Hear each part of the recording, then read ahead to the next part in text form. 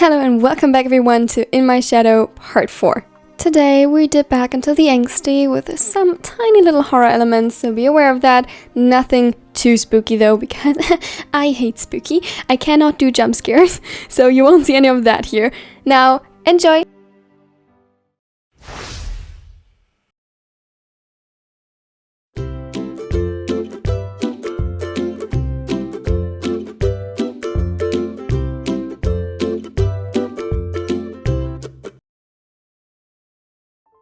When Atsumu woke up this time, the room was flooded by the golden light of the setting sun. He didn't remember falling asleep, nor did he know how long he had slept, but it had to have been hours. And yet, he still felt awful, if a tiny bit less exhausted. Finally back with the living? He looked up, the tension keeping him frozen in place, fading slowly when he recognized his twin. The silver-haired placed a plate with onigiri in front of him, just like when he arrived here, this time paired with a cup of warm tea.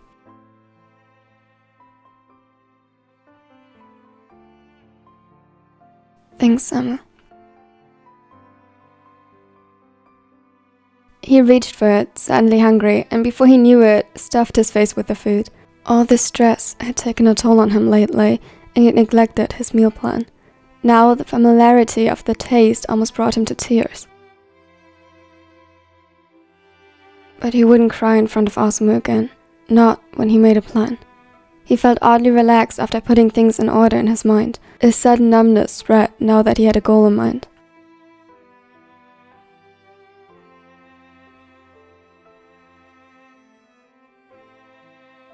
Atsumu must have looked terrible because Osamu didn't even comment on his sloppy eating habits like he usually would. He just observed him critically, which Atsumu knew to read as worry. What is going on, Sumo? He knew he couldn't escape this, but he couldn't answer him just yet. Where's Sunaran? With Motoya. You scared him half to death, and your boyfriends too, by the way. They almost stormed in here to kidnap you back. A small, shaky smile stretched Atsumu's lips at that, and he tried to focus on the warmth spreading within him at their care, rather than the guilt lingering overwhelmingly at the edge of his consciousness. Don't you think you can dodge the question, though? By that stupid expression, I guess it's not any of them causing this. He asked it carefully, like he wasn't sure, and Atsumu immediately rushed to scatter his suspicions. What? Of course not! They'd never! Good.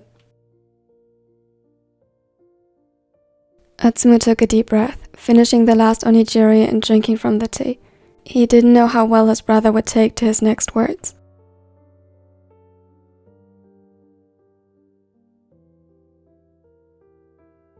Samu, I'm not sure what's going on yet. I'll figure it out. Tomorrow after the game I'll know. Can I tell you then? Please?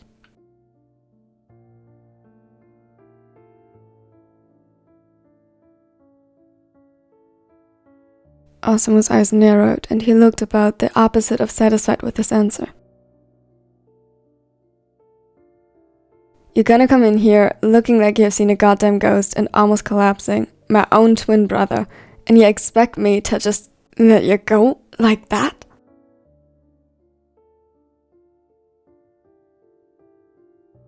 Just until tomorrow.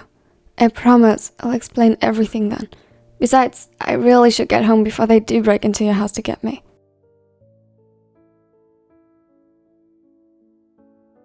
He tried for a chuckle, but it sounded utterly wrong, and Osamu just huffed and crossed his arms over his chest. You're a grown man, even if you don't act like one. Can't keep you hostage. Atsumu hated how he said it, as though the blonde had betrayed him, but he assumed it was the best he could get. He got up, a little shaky.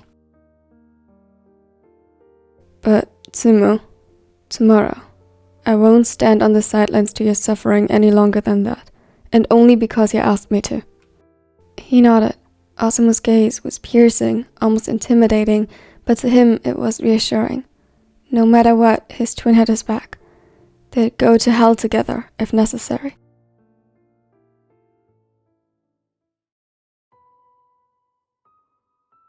He stepped out of the building, briefly hoping, after being shielded from any weird noises and suddenly opening windows, the steps might not follow him on his way home this time, but he had been merely a few meters from the restaurant when they reappeared. And as usual, there was no one suspicious among the people when he looked around. No one that he recognized aside from an older lady who frequented Osamu's restaurant with her friends. He sighed. Being at Osamu's place confirmed one thing. It didn't follow him everywhere. It was like in the beginning when he was safe at home. Though, if this was truly a mental ailment, that could have been a product of it worsening over time. But the fact that he had been safe at Osamu's threw a wrench in that theory.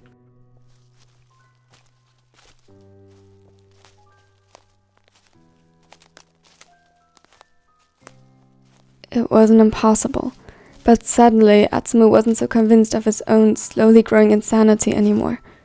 Though the plan he came up with couldn't be called anything but insane. If he truly had a stalker, he'd confront them tomorrow at the after-game party. After important games, they had one whether they lost or won, and Atsumu would create an opening for them.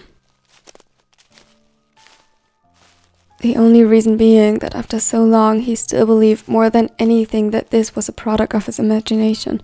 No one but him seemed to notice the strange noises, or that things appeared slightly out of place. Perhaps he was just getting paranoid or developing schizophrenia. In that case, if no one showed up, he'd have to get help. Just imagining facing and burdening his beloveds with something like this turned his stomach.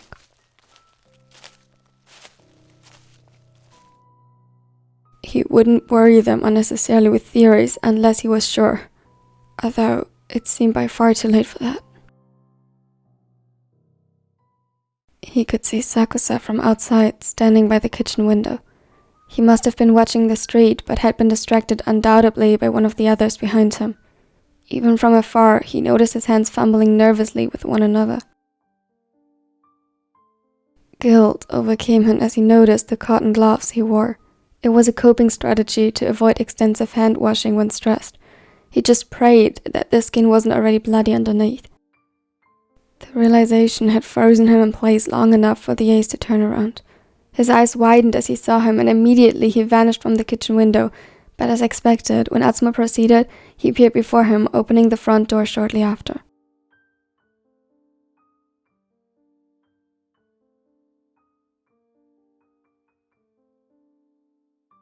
Atsumu!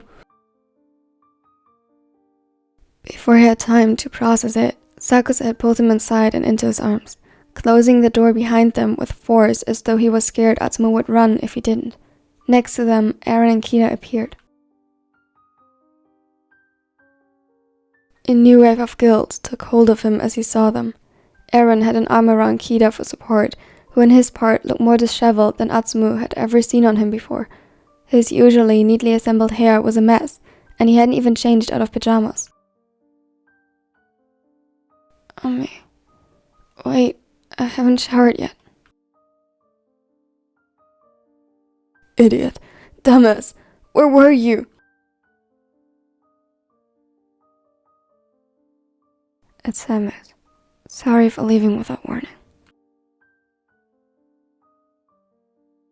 Why? Atsumu, what is going on lately? I'm worried. We all are. You've been really jumpy recently, and irritated. He knew what he was referring to. He had been snapping at them every time they voiced their concerns, and sought more and more distance from them. Sakusa still didn't let go of him while scolding him quietly nonetheless, and his gaze wandered to the ground. I'm sorry. Just tell us why. He finally backed off, only to grab his shoulders and look at him pleadingly. Sakusa never pleaded or begged for anything. Atsumu could feel tears starting to build up in his eyes as he was met with the pulse of darkness filled with worry. He wanted to tell them everything. He wanted to be held by them and be lulled into sleep by their whispers that all would be okay and that no one would hurt him anymore. But he couldn't, or his plan would fail. They'd never allow him to go through with it. I don't know. I'm sorry, I don't. His voice broke. A sob clawed its way from his throat and he started shaking. I'm sorry. I'm so sorry. I can't. Sakusa's grip tightened to give him something to hold on to, and Kida quickly ushered them inside while Eren rushed to get some tissues and comfort items. Can you try explaining it to us? He felt the weight of a weighted blanket being wrapped around him, and the couch tipped once more as Eren sat down beside him. Immediately he leaned back to feel the comforting warmth of his boyfriend, who gladly provided it.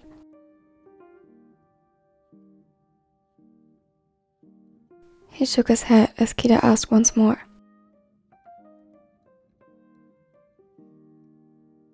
I feel like I'm going insane. That much was true. After a moment of silence, he added, Can we talk about it tomorrow, after the game? He could see, just like with Osamu, how much they disliked the idea, but two of them being athletes as well, they understood wanting to focus on that first, especially since it was just one more day, though obviously they didn't know his true objective behind it. Otherwise, they wouldn't have agreed, if begrudgingly so, as they did now. Kida saw to it that everyone was fed once more, and after assuring himself that Atsumu wouldn't sleep separately again, gods no, Eren made sure that they had everything they needed to feel comfortable in their bedroom, indulging Atsumu as he asked for the window to be not just closed, but locked. Meanwhile, Sakusa prepared a bath for Atsumu and even washed his hair gently, loving. Atsumu could have cried again from all the affection he received, but in his mind didn't deserve it all. He was grateful, beyond words, because when he snuggled up with them this time, Eren's chest a pillow for his head and Kida snuggling up to his back, who was held by Sakusa, he felt safe for the first time since everything started in his own home.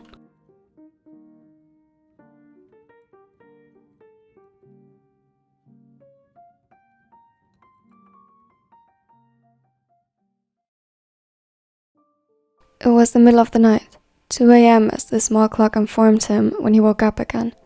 This time not due to anything unsettling like an open window or a knocking sound. He was simply thirsty. Careful, he wiggled himself out of the embrace. As quietly as possible, he tried to sneak out of the room, not quietly enough though. Where are you going?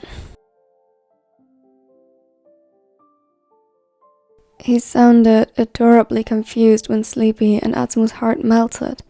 God, he would create and end worlds for them. Sakusa was known to sleep badly when stressed, and so Atsumu was quick to reassure him. He closed the gap between them and placed a tender kiss on his forehead. Nowhere, just getting a glass of water. The raven hummed in what he assumed was approval, and with a small chuckle he laughed again. He couldn't remember the last time he just wandered the house at night, not expecting to get jumped any moment. With a sigh of relief, he filled himself a glass of water at the kitchen sink, only turning on the small light above the counter so as not to disturb anyone's sleep, or alert them to his presence.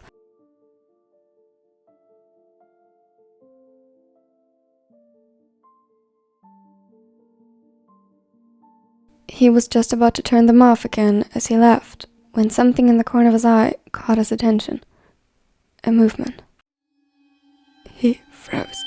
His heart suddenly in his throat as he could barely breathe no matter how hard he tried to force air into his lungs. There, in their living room, stood something. Oh, Someone. He couldn't make out their face, but he knew that they were staring at him. His breath caught in his throat and he stumbled backward. They were coming for him. They walked toward him, and upon the first step he recognized the dreaded footsteps and the glass fell from his hand. He lost his balance and landed painfully on the ground. All he was left to do was crawl, frantically, in a futile attempt to get away from them. He should have turned around and run, but it was as if their gaze caught his. He couldn't look away, still not recognizing a face as the light was now behind them, and they too entered the hallway. And then he hit the wall.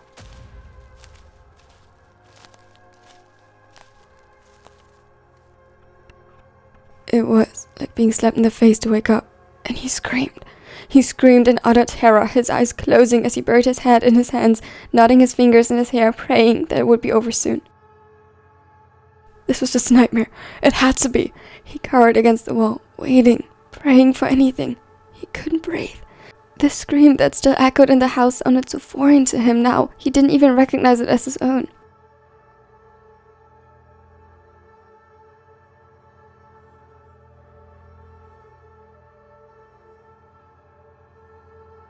Suddenly there were hands on him, and he didn't have the strength to fight back, just whimper and make himself impossibly smaller. He wanted it all to be over. If they wanted to kill him, they should do so already. Atsumu? Atsumu? In his mind, the shadowy figure said his name, leeringly, trying to coax him out of hiding. He fought back weakly. Atsumu, look at me. He didn't want to. Couldn't it all just be over? He couldn't take this anymore. Atsumu, please look at me. This time, there was something familiar in the voice. Slowly but surely, it made it through the thick, panic-induced fog, shrouding his mind in terror. Soon after, he recognized their touch to be gentle and careful. He blinked up at the shadowy person, now replaced by his very concerned boyfriend. Aaron? His sight was blurred by tears, and he hiccuped as he said his name. He was shaking badly. Behind him, he deciphered another person. Kira was gathering the shards of glass.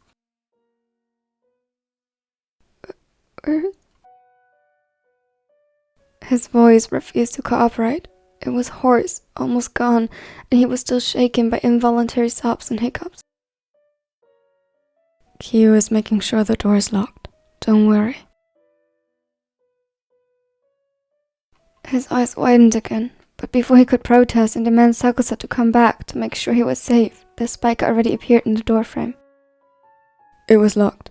No signs of anyone breaking in.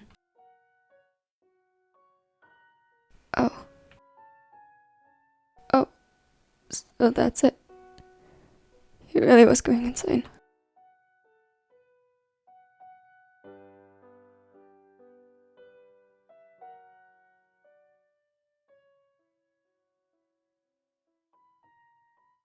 Thank you so much for watching to the end. I hope you liked it. If you did, don't forget to leave a like and subscribe if you don't want to miss out on the next parts. Also, please forgive me for torturing Atsumu so much.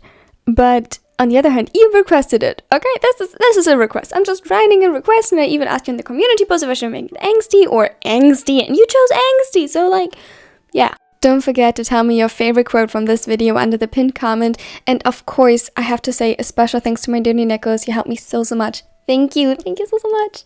Here are my other social media, though if you want to chat with me, just go on the Discord, the link is in the channel description, and don't forget to leave any requests you have in the request form. Now have a wonderful and amazing day, and check out these videos. Step 2, get some good, some food in you. Step 3, think real hard about what you want to be. Step 4, everybody just do your thing. Wake up, today's gonna be a good day. Wake up, today's gonna be a good day. Wake up, today's gonna be